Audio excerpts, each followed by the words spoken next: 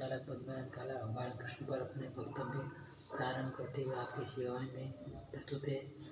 कृष्ण शब्द का अर्थ हठात या बलात् ध्यान आकर्षित करने वाला है। एक बार प्रेम एवं सौंदर्य के देवता कामदेव के मन में अहंकार उत्पन्न हो गया कि संसार में मुझसे बलवान कोई भी नहीं है। संपूर्ण चराचर जगत, ऋषि मुनि, देवी देवता सब मेरे बस में हैं। यही विचार कर कामदेव सबसे पहले भगवान ब्रह्मा के पास गए और बोले, संसार में मेरे जैसा बलवान देवता कोई नहीं है। यदि आप मुझसे बलवान हैं तो आप मुझे अपने अधीन कीजिए, यदि नहीं तो आप मेरी अधीनता स्वीकार कीजिए। यह सुनकर भगवान ब्रह्मा मौन हो गए और कुछ नहीं बोले। इसके बाद कामदेव कैलाश पर्वत पर भगवान शिव के पास गए। वहाँ पर भी कामदेव ने यही भगवान शिव से कहा। शिव जी ने उस पर कुछ ना कहना उचित न समझा। शिव जी ने उस समय कुछ ना कहना उचित न समझा। इसके बाद कामदेव विष्णु जी के पास गए और वही वाक्य दोहराया। भगवान विष्णु ने कहा, कामदेव, इस समय तो हम आपके प्रश्नों का कोई उत्तर नहीं देंगे, लेकिन तुम्हारी समस्या का समाधान करने के लिए मैं 28वें द्वापर युग में अवतार लूँगा। कामदेव के इसी घमंड को दूर करने व कंस का वध करने के लिए ही श्री कृष्ण ने धरती पर जन्म लिया और कामदेव का घमंड दूर करने के लिए ही वृंदावन में फाल्गुन पूर्णिमा को महारास रचाया, जिसमें कामदेव अपने सेनापति बसंत व अन्य सभी अप्सराओं के साथ दल बल लेकर आया और श्री कृष्ण के साथ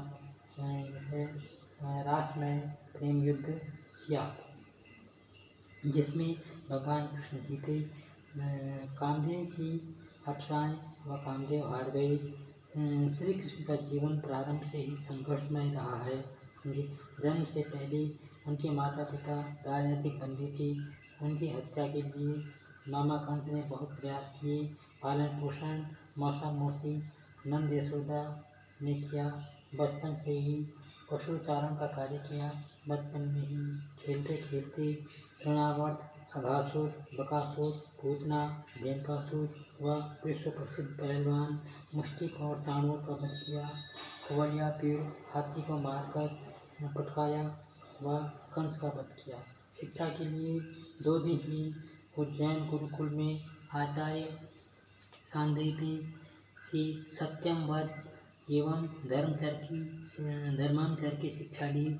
जरासंध व कालियमन से संघर्ष करते करते युद्ध भूमि से भागकर भी समुद्र में द्वारिकापुरी का निर्माण कर द्वारिकाधीश बने।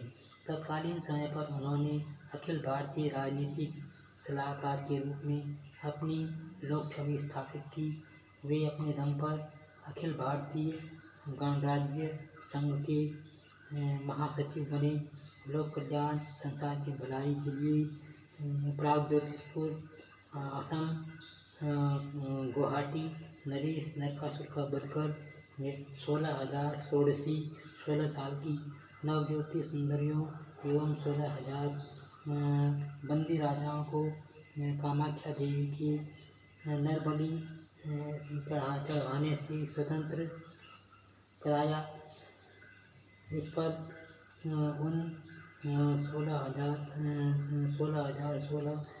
साल की सुंदरियों और 16,000 राजाओं ने उन्हें अपना पति और राजा माना।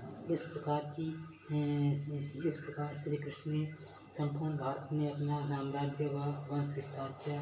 प्रत्येक सुंदरियों से उन्होंने 10 पुत्र व 1 पुत्री उत्पन्न की, जिस कारण श्री कृष्ण की संतानें कई करोड़ों में उत्पन्न हो गई। श्री कृष्ण ने केवल श्री कृष्ण न केवल संतानों के जन्मदाता थे, बल्कि उन्होंने नृत्य, गीत, संगीत, अभिनय, खेल, मल्ल युद्ध, अश्व संचालन, राजनीति एवं ब्रह्म ज्ञान को भी जन्म दिया। संसार में सबसे महान आश्चर्य की बात यह है कि वे 16,000 108 रानियों के पति व करोड़ों संतानों के पिता होने के बाद भी वे योगेश्वर थे। वे 16 कलाओं के अवतार थे, इसलिए उन्हें लीला पुरुषोत्तम कहा जाता है। आशा है आपको भगवान कृष्ण पर यह वक्तव्य रुचिकर लगा होगा। इस वक्तव्य का श्रवण, अवलोकन और रसास्वादन करने के लिए आपका हार्दिक अभिनंदन, सुस्वागतम एवं धन्यवाद।